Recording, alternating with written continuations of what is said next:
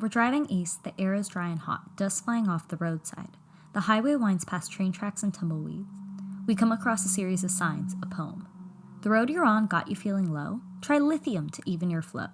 The sea you're in with lithium below? It's gonna be gone before you know. White gold will make a rich man richer. Stop here quick and take a picture.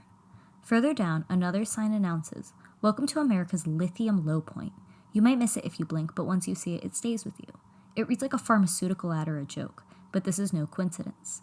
Even your flow, as if the extraction of lithium, a resource known as a lifeline for green energy, could smooth out the rough edges of the climate crisis. But behind the slogan lies a poison landscape. This is the largest lithium deposit in the United States. It's also a site of ecological catastrophe. The sand around us isn't sand at all. It's the pulverized bones of dead fish. Since the 1990s, this place has been saturated with pesticides, most notably DDT. The pollutants triggered massive die-offs, 150 birds in 4 months, over 7.6 million fish in one day. And yet, people live here. Some came seeking refuge from systems that failed them elsewhere: disability, poverty, criminal records, or unaffordable housing. Others came for freedom, from rent, pressures of society. Some inherited trailers or found purpose in community art projects. Some just stayed. It's easy to mistake this place for ruin, but it's more than just that. It's home. Seeing this evidence of death, you might ask yourself not just what happens here, but who lives here now and how are they navigating what's been left behind. My name is Victoria Gutierrez, and this is my presentation for my Lemelson honors thesis. Try lithium to even your flow: civic engagement and resource extraction in California's Salton Sea. Since the ecological decline, the state of California has not significantly invested in the Salton Sea, with a history of failed attempts to manage the disaster. Many residents and communities surrounding the sea feel abandoned by the government. Instead, they turn to each other to cope with this perceived abandonment. Many participants organize through civic engagement, collective action to address issues of public concern. They do this out of a sense of community they find nowhere else. To grasp what's at stake, we need to understand how the landscape came to be. The Salton Sea is a man-made lake located in Southern California's Imperial Valley. The lake was accidentally created in 1905 in an attempt to reroute the Colorado River. The lake is very salty because it has no drain to the ocean. Imperial Valley is mostly agricultural land, and pesticide runoff, compounded with the salinity, resulted in the death of wildlife and an exodus of residents in the 1970s. Before that, developers built resort towns like Bombay Beach, and during World War II, the military established Camp Dunlap nearby. After the base was abandoned, its concrete slabs became home to an off-grid camp, now known as Slab City. I did my fieldwork in the summer of 2024. The summer here is very hot. Temperatures are between 90 and 120 degrees. Most of my fieldwork took place in Bombay Beach's cooling center, a small medical trailer repurposed with an air conditioner. This was a cool spot where residents could sit in the summer.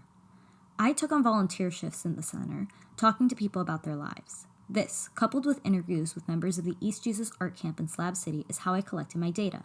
I interviewed 38 people as well as participant observation and photo ethnography. Belinda has lived in Bombay Beach for a decade. She deals with diabetes as well as heat stroke during the summer. A day that she had had a heat stroke, she told me, "I chose not to go to the hospital this time. I don't want to go to all those doctors." Another man in the center reiterated her fears. Anton said, "Some of the doctors I see, I don't think we need to trust them cutting anything, not even a piece of paper. That's one of the reasons I got right. 3 things I'm allergic to: doctors, hospitals, and needles." Belinda and Anton have legitimate reasons to be afraid of hospitals. They don't have health insurance, identification, permanent addresses, or access to their own transportation. Their fears are not unfounded and a direct result of state neglect. The nearest hospital is over an hour away. Because of the ecological crisis, there is a lack of development in the area. Slab City has no running water or electrical grid. Bombay Beach has both, but with outdated infrastructure.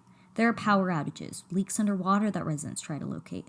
Only one gas pump in school, which is 14 miles from Bombay Beach and 4 miles from Slab City. There is no post office in any of the towns. Another major struggle was the lack of oversight.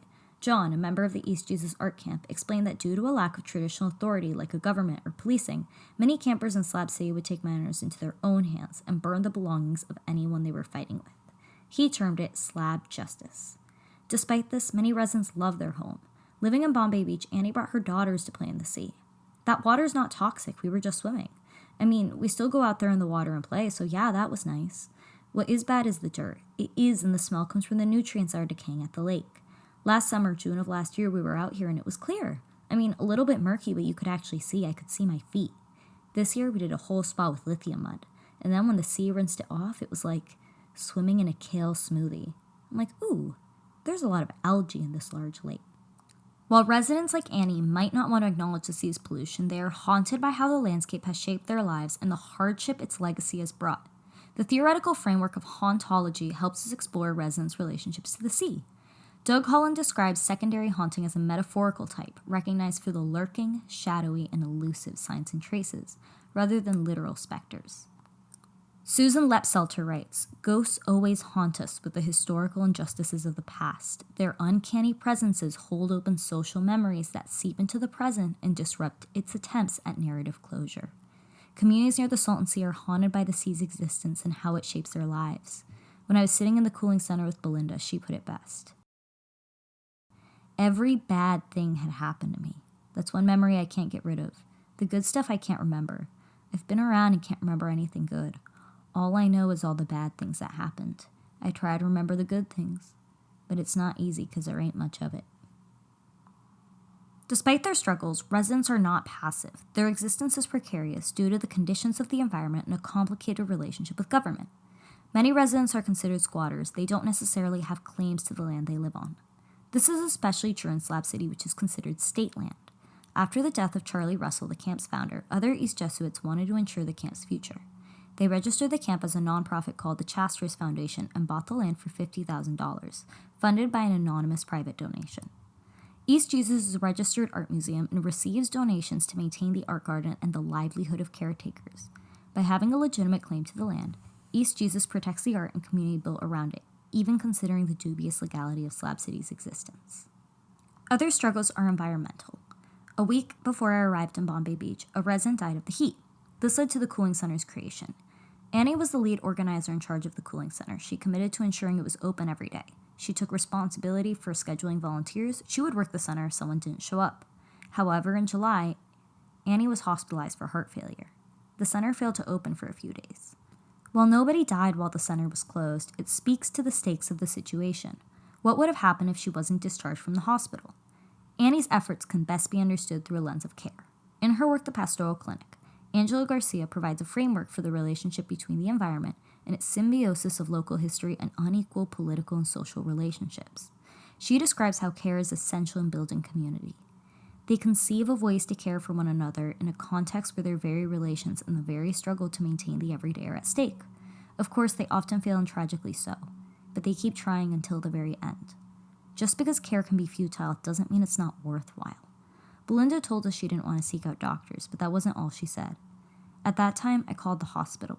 Now that I know what it is, I call the cooling center before it gets worse. I cool down. Because of her community support, Belinda feels safe relying on the institutions her neighbors have built rather than the state's. That being said, mobilization is not enough, not with the future of the sea. Annie told us about a lithium mud spa. She's not the only one interested in lithium.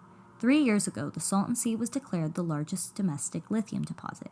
In 2016, Elon Musk offered $325 million for a startup with the intention of extracting the lithium. In January, an Imperial County judge approved the Hell's Kitchen project, one of the world's largest lithium mines, and dismissed a lawsuit filed by civic and environmental groups.